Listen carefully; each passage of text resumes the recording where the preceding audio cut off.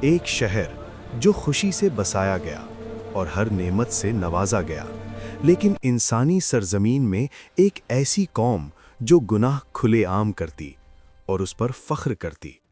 اس قوم کا جرم اتنا گھنونا تھا جو انسانی تاریخ میں کبھی نہ لکھا گیا۔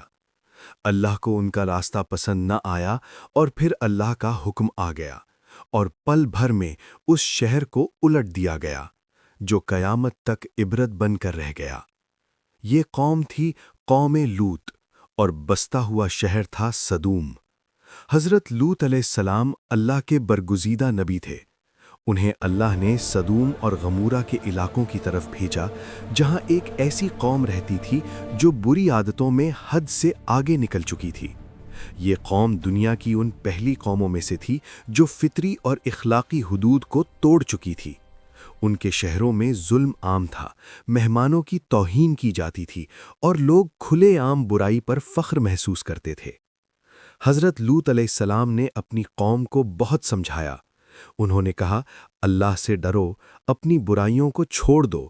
تم ایسا کام کر رہے ہو جو تم سے پہلے کسی نے نہیں کیا۔ مگر قوم کا رویہ اور سخت ہوتا چلا گیا۔ وہ ہنس کر کہتے، اگر تم سچے ہو تو اللہ کا عذاب لے آؤ۔ حضرت لوط علیہ السلام کا مقصد صرف اتنا تھا کہ لوگ اللہ کی طرف لوٹ آئیں، مگر قوم نے انکار ہی نہیں بلکہ نبی کی بے عزتی بھی شروع کر دی۔ ایک دن اللہ نے کچھ فرشتوں کو انسانی شکل میں حضرت لوط علیہ السلام کے گھر بھیجا۔ وہ بہت خوبصورت مہمان لگ رہے تھے۔ حضرت لوط علیہ السلام گھبرا گئے کیونکہ انہیں اپنی قوم کی بری نیت کا اندازہ تھا۔ جب قوم کو ان مہمانوں کا پتہ چلا، وہ بھاگ کر حضرت لوط علیہ السلام کے گھر آ گئے اور غلط ارادے ظاہر کرنے لگے۔ حضرت لوط علیہ السلام نے کہا، یہ میرے مہمان ہیں، اللہ سے ڈرو، مجھے رسوا نہ کرو۔ مگر قوم نے بات ماننے سے انکار کر دیا۔ اس وقت فرشتوں نے اپنی اصلی پہچان ظاہر کی اور کہا، آپ گھبرائیے نہیں، ہم اللہ کے بھیجے ہوئے فرشتے ہیں، یہ لوگ آپ کا کچھ نہیں بگاڑ سکتے۔ انہوں نے بتایا کہ اس قوم پر اللہ کا عذاب طے ہو چکا ہے۔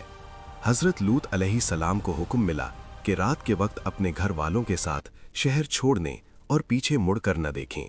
صرف ایک شخص کو چھوڑ دیا گیا، حضرت لوط علیہ السلام کی بیوی، کیونکہ وہ قوم کے ساتھ دل سے تھیں۔